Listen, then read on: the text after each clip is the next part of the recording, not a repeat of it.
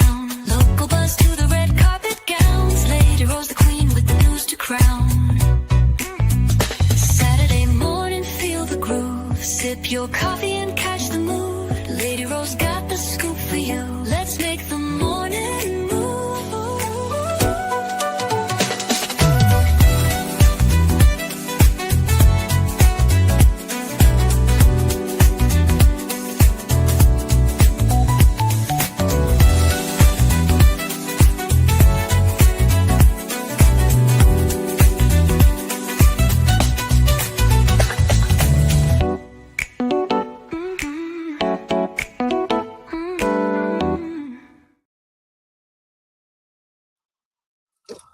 Hello, hello, hello. Good morning and welcome to Lady Ro's channel. I am Lady Ro, and welcome to Lady Ro's Queen. I'm sorry, where we nurture, cultivate, and awaken your inner queen. Y'all, it is a beautiful Saturday morning, and I am coming to you from on location. So if you cannot hear me, let me know because I'm in a car. We're headed out of the state for a minute. Anywho, thank you for joining me this morning. Living for Me says, good morning, Lady Ro. And chat is Saturday morning scoop time. Yes, come on in. Hit the like button, share, comment, and subscribe. Today we're going to talk about some really interesting topics. I don't have a whole lot for us, but I think what I do have is going to be, I think it should be important. I think it's something that we should really be paying attention to and really trying to learn from. Remember that everything that I'm saying today is all alleged. It's in my opinion, and it's all for entertainment purposes. Like, share, comment, subscribe,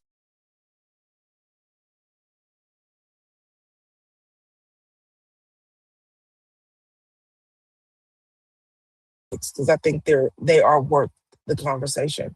Various disclaimers: some material used in this video is used under U.S. copyright fair use, Section 107, for purposes such as commentary, criticism, news reporting, and education. Again, as I told you, I'm in the car, headed out of the state. I'm not driving. I'm in the back seat. We're about to stop at Buc-ee's. Um, I didn't realize how close we were. I wouldn't have started this live because Lord knows I love a good stop at Buc-ee's. But let's get into it. So I'm not floating around, but I've been walking around and snooping around the YouTube streets and the internet streets and looking at all the things on the internet. And I found this actual particular thing pretty interesting. So there's this dentist in Shanker Heights, Ohio, who actual, I guess, have been doing people's teeth and had made lots of money doing it. But child, she ain't had nobody license. So y'all out here letting people play in y'all mouth without licenses? Is that what y'all doing? Anyway, let's get into this story. This story is coming from KFLA News 12 out of Shreveport, Louisiana. A licensed dentist indicted for years of illegal practice, making over $400,000. Shaker Heights, Ohio. An unlicensed dentist in Ohio has been indicted for practicing without a license while making hundreds of thousands of dollars, according to the Cuyahoga County Prosecutor's Office. Jasmine Lyons, 37 years old, owned and operated the Smile Lounge in Shanker Heights from 2022 to 2025. Now, tell me something. I don't know how they calling her a dentist if she didn't have a license, but yeah, I guess. Lyons is accused of engaging in unlicensed practice of dentistry and orthodontics during the time. Authorities say her illegal practice also earned her more than $400,000. Lyon charges included telecommunications fraud, money laundering, and possessing criminal tools. Child, I guess the dental instruments were criminal tools. Oh my goodness! You said I'm gonna send a cash app request for a Buc-ee's order, right? Right, girl. I'm stuck in the car with the baby because he done fell asleep. But we're gonna sit on back here in this back seat and enjoy the ride. We've never had a case like this before, Lexi Butler, with the Yeah, I'm gonna try to pronounce this word. Cuyahoga County prosecutor's office said. Last year, a former patient of Lyons shared her story about having her teeth cracked and damaged after she reportedly paid thousands of dollars to improve them. Nyla Martin said she had paid more than $3,000 to get composite veneers at the Smile Lodge, lounge, I guess. However, days after the procedure, she knew something wasn't right. I was having breakage and having them fall off. So were your teeth falling off or were the veneers falling off, girl? According to Morgan, she had to go back several times to get the damage fixed, but the procedure became more painful and she was still left with at least one cracked tooth. She was like drilling through my teeth. I don't want to smile anymore. It's very embarrassing, Martin shared at that time. Lyons is scheduled to be arraigned in court on May 18th. Child, y'all keep these people out your mouth. Do you know they go through your mouth? The next thing you know, you got infection. So many things can happen from you getting your teeth done by unlicensed professional. You got to be, please, y'all. I cannot um, beg you enough to make sure that you are getting your teeth and your healthcare done by licensed professionals. That's too much. Good morning, Tracy Kirby. Thank you for joining. You said either way, yuck. I know, right? Living for me. Oh, child. I don't know how it happened or how it was even allowed to happen. 'Cause there's a lot. That's a lot. But y'all make sure you're liking the video if you do not mind. Get me out here in this um, algorithm so that this channel can grow. That's exactly what I want. I want to grow. Before I go to anyone, I consult with my sister. Child, you need to consult, make sure they got a license.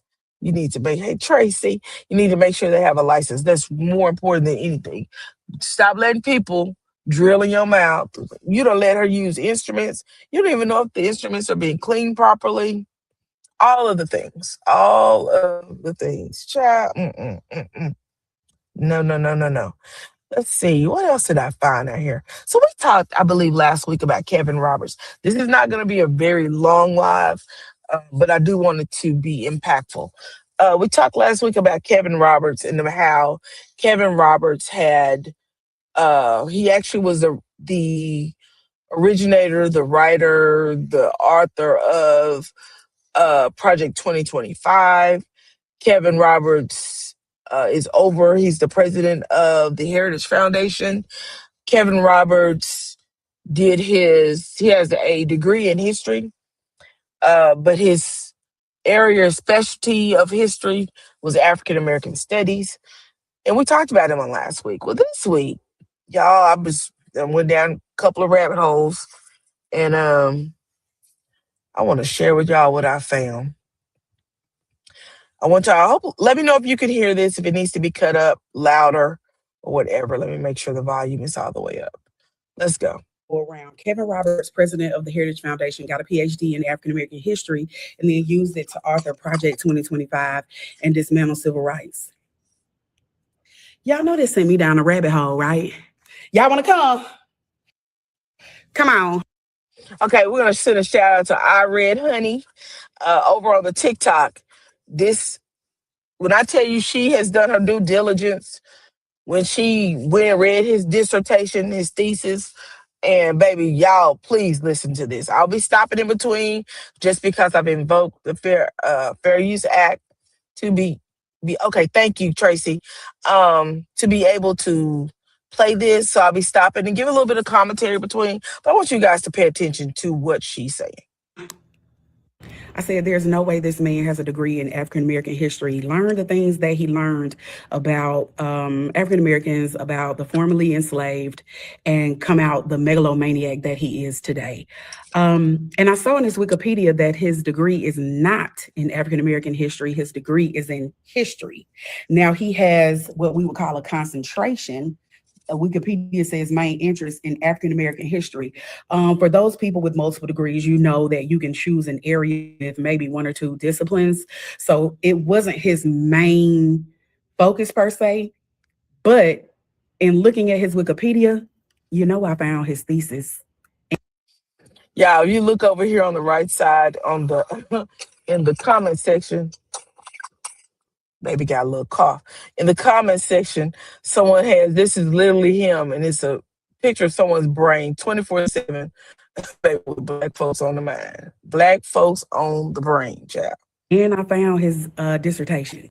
When he got his Master of Arts in History, he wrote his thesis on African Virginian extended kin, the prevalence of West African family forms among slaves in Virginia, 1740 to 1870.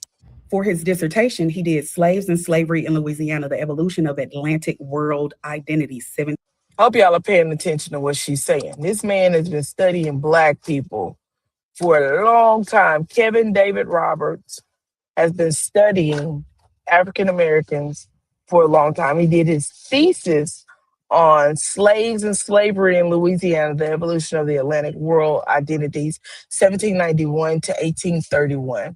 And then he did his dissertation. Oh, I'm sorry, that is his dissertation, but he did his thesis on African Americans in Louisiana as well.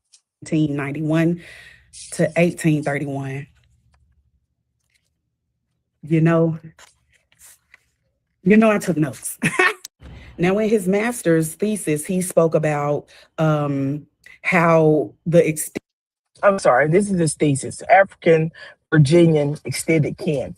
He talked about the prevalence of West African families formed among slaves in Virginia, 1740 to 1870. This is where it gets really interesting. I want y'all to pay close attention to what she says. extended kin was a way to resist, right?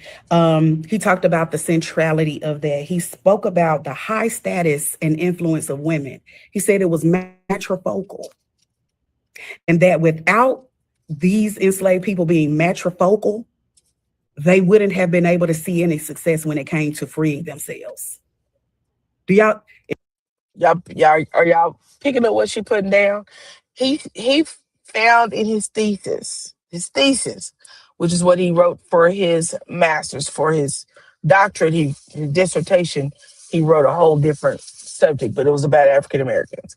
But in his thesis, he found that the basis of our history, our heritage through ancestry was matrifocal, meaning that our mothers, black women, are the ones who really carried the family. They carried the weight of the African American family. They were the strength behind the African American family. Let's keep listening. If you're not picking up what I'm putting down, the women, without the women, things wouldn't have changed or moved. That's what he means in this paper. He also talked about the flexible systems of descent, meaning family, right? It wasn't just everything was through the father. It was like, oh, that's my cousin them. Oh, that's auntie them. Like how extended kin played a central role in the enslaved community and how it helped. So he found that African American families were the black woman was the backbone, but he also realized that the community, not only just the dad, but the cousins, the connections to that family were another they centered around the matrifocal, which was the black woman, to create the bond that black folks had. Keep listening to her. Them to resist. Community. He learned that community and women were key central focuses of the enslaved community that led to their freedom. Now, in his dissertation, he focused the main core argument. There were a couple of them, but the only two I want to focus on is that how enslaved people in Louisiana shaped their world by actively resisting.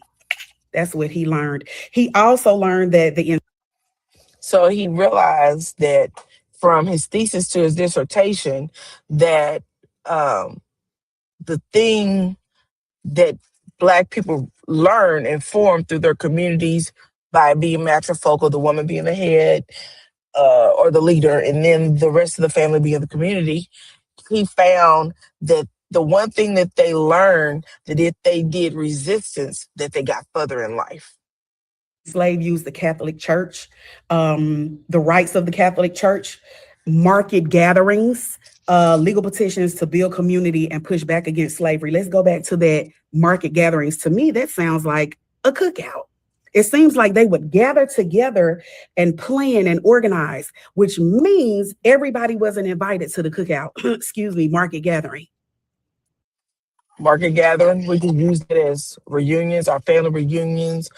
um how Black people normally, we'll get together for Sunday soul food dinner, and those are the things that we sit down and we have those hard conversations, and we make things that we're going to implement.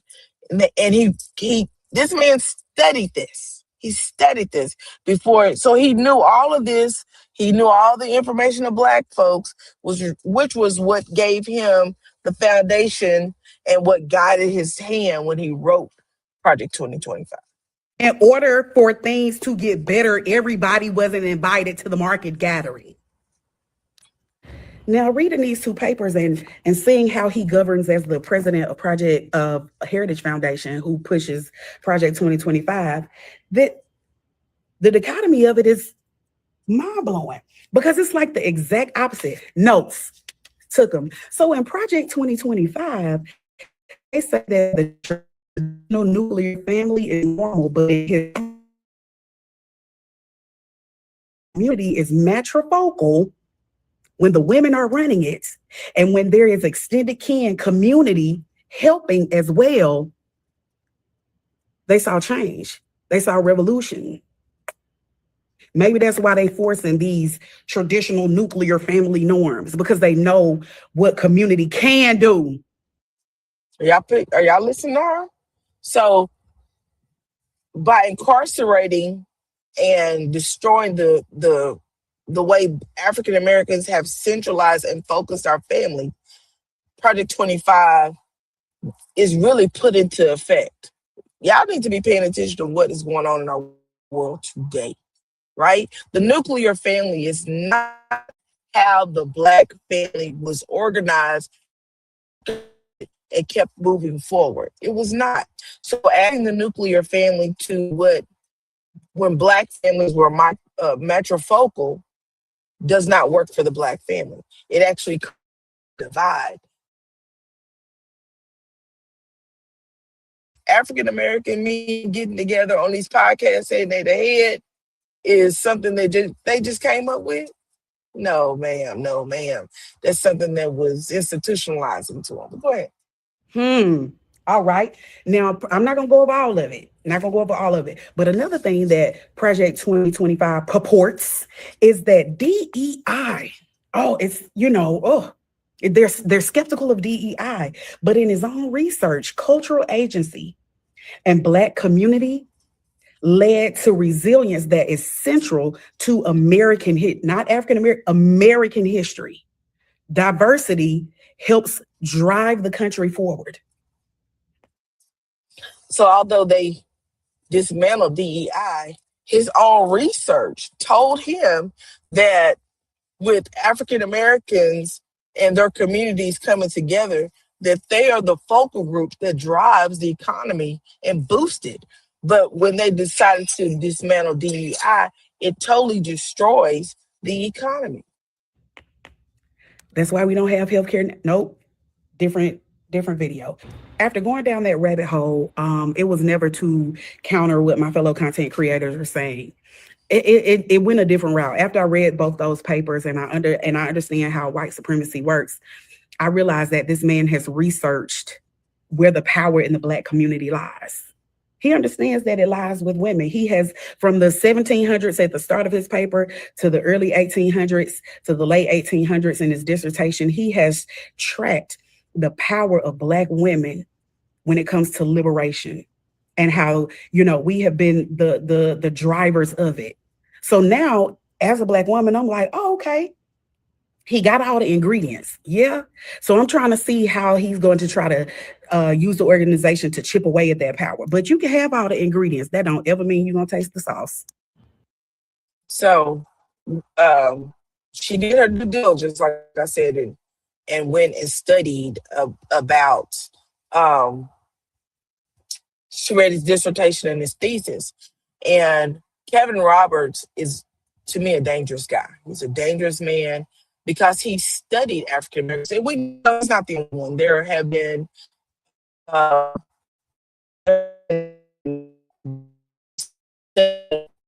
um, hey, you got to be kidding me. Um, Thanks for joining. There's been groups that have been studying Black people for years. In different areas, they've gone to Africa and studied Black people to try to see how Americanized African Americans or African Americans in America traits relate to those in Africa, and how uh, how they actually coincide with each other. But to know that the actual African American traits have been studied by someone, a Westerner, who actually uses that information against blacks is really wild to me. I really think that none of that what we're dealing with now is a coincidence. I think it all was a big scheme that Todd set up to come to us with Bull Swanky. And I think that we all need to be watching and paying attention to it. Uh, Gotta run. Y'all have a good day. Thank you, Tracy, for even coming in. I appreciate it.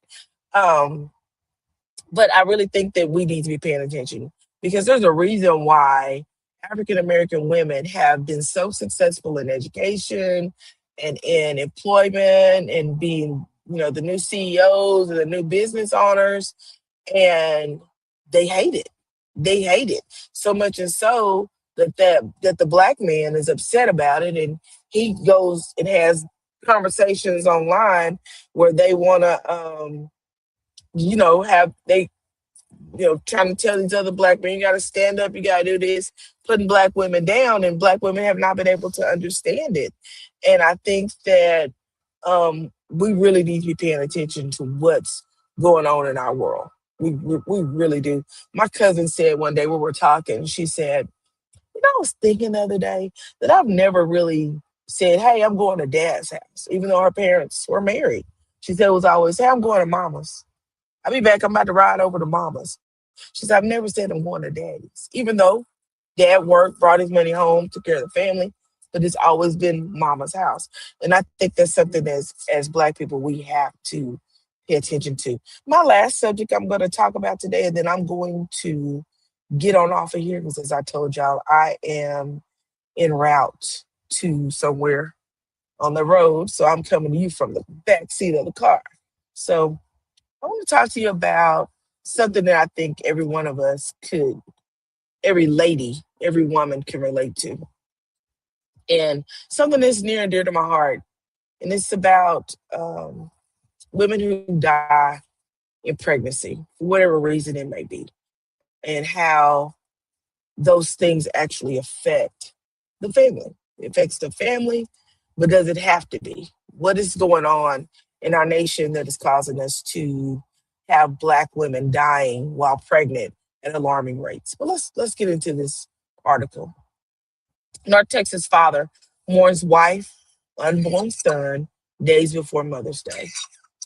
Just days before Mother's Day, a North Texas father is grieving the sudden loss of his wife and unborn son after she died unexpectedly, only days after, only days before her due date. A.B. Carey, and he said he is still in shock over the death of his wife, Tiffany, who he described as his rock and soulmate. Tiffany's smile, her radiance, her presence. She didn't meet a stranger, Carey said. Nearly 2 decades together, I can tell you exactly, they've been married 17 years. The couple have been together for nearly 2 decades, raising two children, Kingston and Kaysen, and preparing to welcome a third child, a baby boy they plan to name Kylo. Carrie and Tiffany said Tiffany began complaining of a severe headache just days before she was due to give birth. He recalled her sitting on the couch, dozing off multiple times, something he said was unusual. A short time later, Carrie found her unresponsive. I saw her face, her lips were blue, and I already knew, he said with tears in his eyes. A celebration turned into heartbreak. Tiffany and her unborn son passed away on May 2nd, grieving husband and two children. Loss came less than a week after the family had celebrated a baby shower. We went from celebrating the baby shower to planning a funeral in less than 5 days, Carrie said. A crisis affecting Black mothers. Health official says cases like this highlighted a broader crisis. According to the Center for Disease Control and Prevention, Black women in the United States are more than 3 times as likely as white women to die from pregnancy related causes. And most of those deaths, around 80%, are considered preventable. Kerry said he is still searching for answers and now lives with questions about whether warning signs were missed. I would say, educate yourself. Take everything seriously, he said. That should have been a red flag, the headache. Honoring Tiffany's legacy. Now, surrounded by baby supplies meant for a child who never arrived, Kerry said he is focused on honoring Tiffany's memory and raising their children with the values she lived by. She always said, you got to lead with love, he said. She did that in everything. Let's see if we can listen to the husband as he gives a little words. I'm gonna have to start this over. Their shells after. Give me a second, you guys. Stop sharing this and see if I can do the video.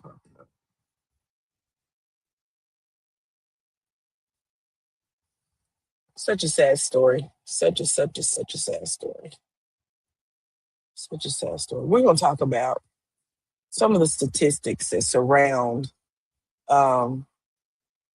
Black women and us really having a hard time getting through pregnancies. As soon as this commercial goes off, we will get into it, I believe. But you have to have an advocate. You advocate for yourself, and then you need to teach others to help you advocate once you get into that labor and delivery. Let's see. Come on, son. Just 2 days before Mother's Day, his wife and his unborn son both died this week. And it happened just days before she was scheduled to give birth. Tonight, he's opening up to share his story with our Amelia Magavro. She was big on family. And A.V. Carey says he's still in disbelief that his soulmate and wife Tiffany is not sitting next to him, a person who was his rock and his anchor. Tiffany's smile, her radiance, her presence. Like I said, she didn't meet a stranger.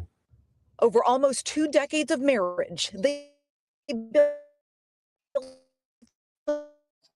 life, raised 2 children, and were counting down the days until they welcomed baby Kylo into the world. She complained of a bad headache. She sits on the couch, she talks to me, and then she dozes off. She goes to sleep. Maybe 30 minutes later, she wakes up again, talks to me, and she dozes off again, which is odd. Tiffany became unusually tired and lay down to rest on the couch. Carey says he never imagined she wouldn't wake up. I shook her arm. I said, Tiffany. She didn't do anything. And I shook her arm and I said, Tiffany. And I look at her face and her lips were blue. And I already knew. He says on May 2nd, Tiffany died in her sleep along with their unborn son, leaving behind a grieving family just days before Mother's Day. We went from celebrating a baby shower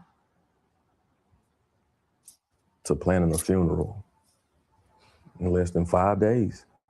The CDC says Black women are dying during and after childbirth at rates more than 3 times higher than white women. And doctors say 80% of those deaths could likely be prevented. She's supposed to be Kylo's being. Carey says he now has a closet full of diapers and cradles and lives with the painful question of whether the warning signs were missed. I would say educate yourself. I would say take everything serious. That should have been a red flag to me that she was having a headache. And as the grief settles in, Carey says he's trying to hold on to the love Tiffany gave so freely and make sure their children never forget her light. She used to always say, you got to lead with love. That was like her quote. And she did And everything she did, she led with. So this app, give me 1 second, you guys. And delete that in my thing because it's making a lot of noise. Can y'all hear me? Yeah, I think I see something moving.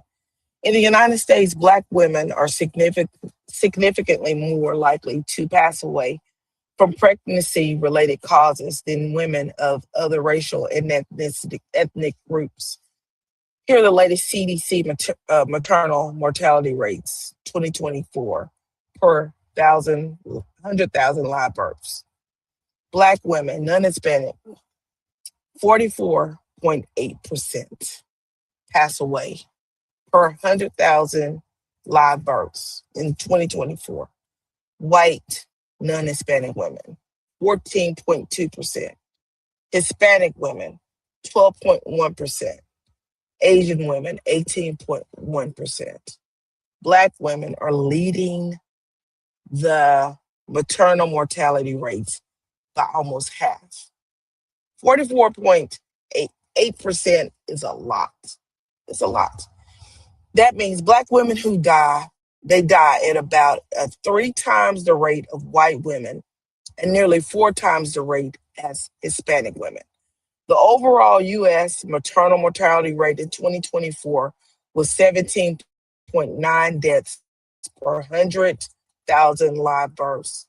The CDC has repeatedly stated that Black women are about 3 times more likely to die from pregnancy-related causes than white women. Some major factors researchers and health agencies point out include differences in access to quality health care, delayed diagnosis or treatment, higher rates of chronic conditions like hypertension. We do know that preeclampsia can be a big thing when it comes to Black women. Implicit biases and racism within healthcare systems.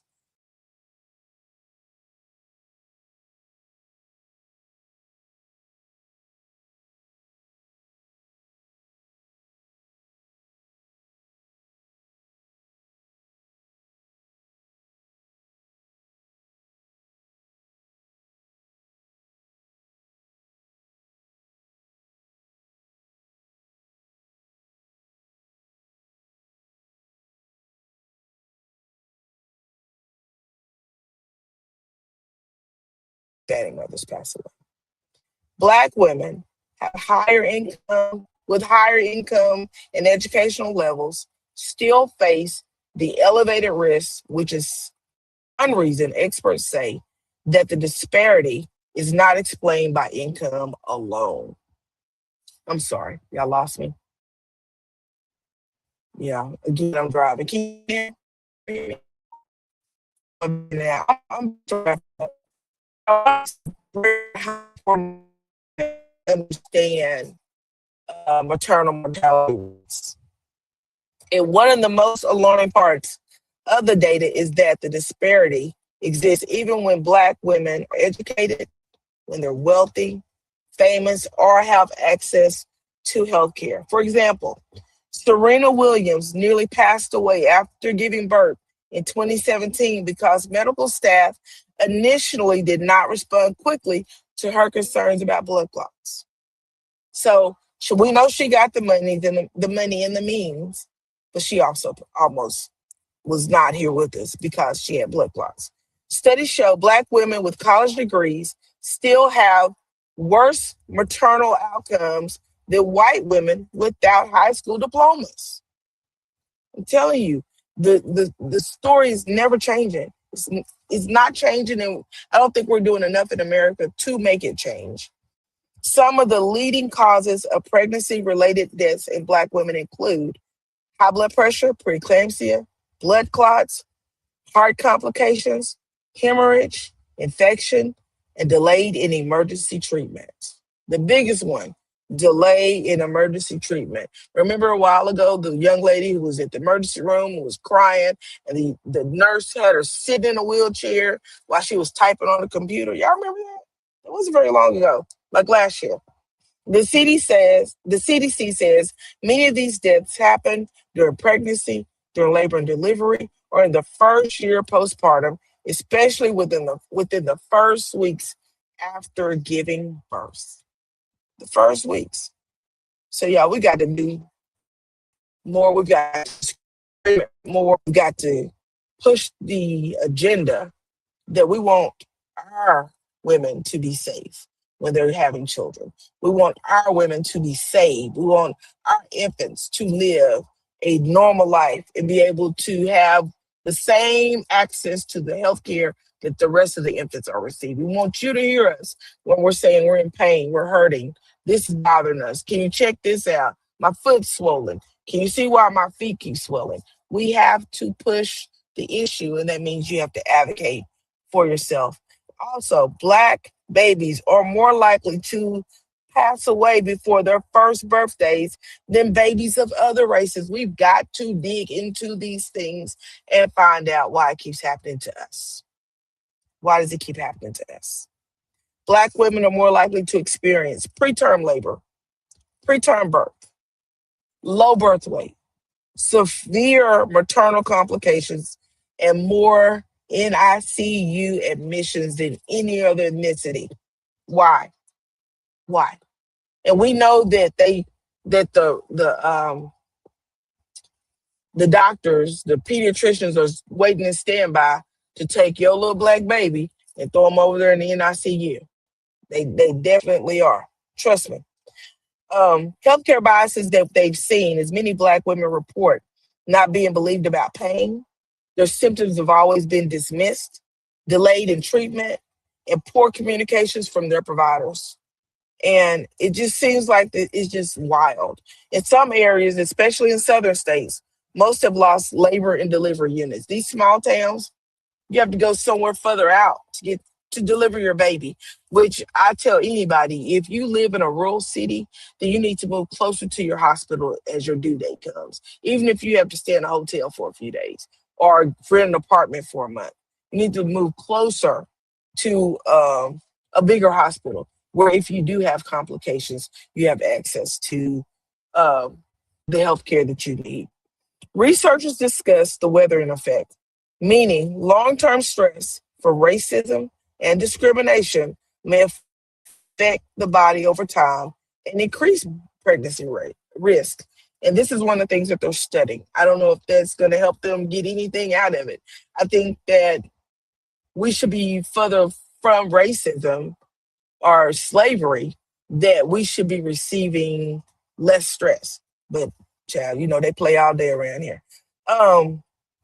Many severe complications happen after delivery, but postpartum care in the U.S. is often limited. And a lot of time that limitation comes from insurance purposes or so on and so forth. Oh, your insurance doesn't cover that, so we're not going to do it, right?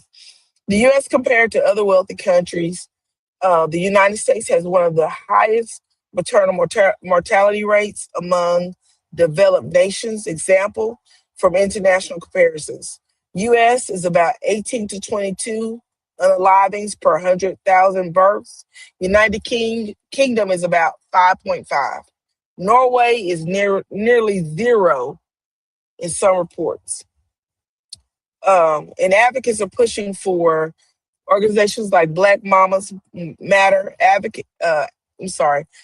organizations like Black Mamas Matter Alliance advocate for better postpartum care, more Black doctors and midwives, mandatory bias trainings, expanded Medicaid coverage, community birth workers and doulas, faster emergency response protocols.